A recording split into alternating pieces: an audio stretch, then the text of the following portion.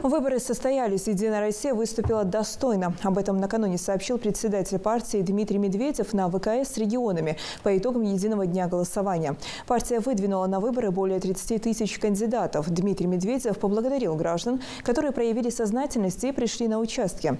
Жители регионов России выбирали депутатов регионального и местного уровня, 20 ЗАГС-собраний, 16 городских дум столиц субъектов, а также органов местного самоуправления.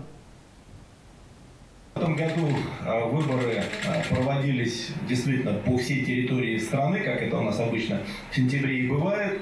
Наша партия проводила эти выборы на базе своей народной программы. Соответствующие программы были разработаны нашими товарищами, которые так или иначе адаптировали нашу народную программу к своим регионам. И это было основной базой, с которой наша партия шла на выборы в этом году. В общей сложности наши товарищи провели почти 860 тысяч встреч.